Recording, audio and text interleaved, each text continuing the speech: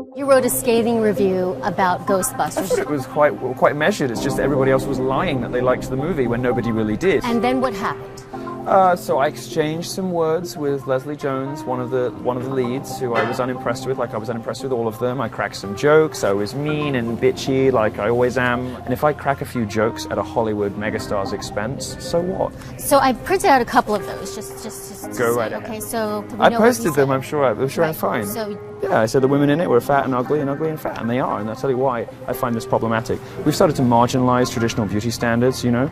Now what we're expected to do is to celebrate body positivity and you know, that it's okay to abuse their bodies, to run the risk of horrible diseases and awful chronic conditions and to die sooner. That's horrible. What I'm trying to do is draw attention to a critique of what's happening in mainstream beauty culture, and that comes from compassion about what the messages we're sending to young girls. So is that compassionate though, saying they're fat, ugly? The piece comes from compassion. I mean, this is just a little bitchy tweet. Who cares?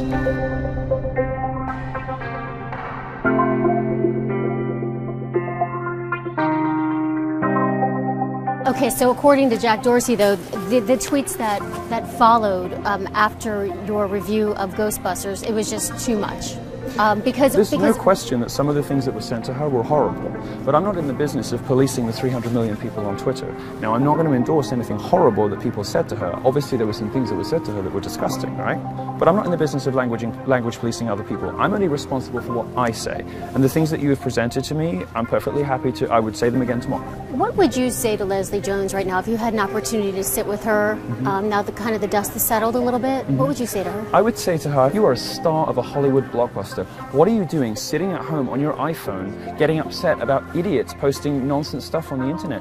That's insane to me. So there's a bit of irony in this. I'm thinking about this 2012 op-ed that you wrote that I'm sure you've heard about. Yes, you all have the same research as you guys, because you all share I mean, it stuck out like come on, it was like a red flag. You wrote, the internet distances us from others and feeds the traits of sociopathy, saying perhaps what's needed now is a bolder form of censure after all. If people cannot be trusted to treat one another with respect, dignity, and consideration. You wrote that. I did. I think it's fair to say my feelings have evolved on that subject. And how did they evolve? Well, I think 4 years of being on Twitter and being on Facebook and watching how these companies operate, but also realizing that you know, the trolls often aren't the bad guys. Often the trolls are the only ones telling the truth.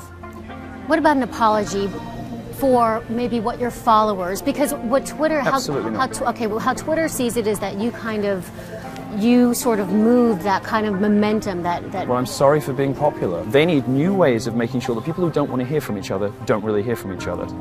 My purpose is to lob bombs. My purpose is to be a fire starter, right? In an outrage culture, I think the appropriate response is to be outrageous, because what I want to do is smash political correctness. I don't want everyone to be like me, but I think it's important that there are some people like me.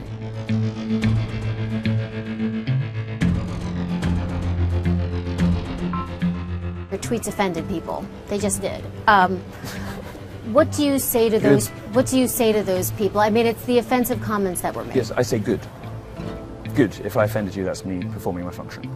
And you should grow thicker skin and grow up. And so long as there are people who think that offense taking and you know, having grievances is equivalent to some genuine kind of injury, I'm still necessary. You may disagree with me. That's fine. Come debate me. But so long as there is a politics in this country, as there is, where people can turn victimhood and grievance into currency, I will continue to be as offensive as possible.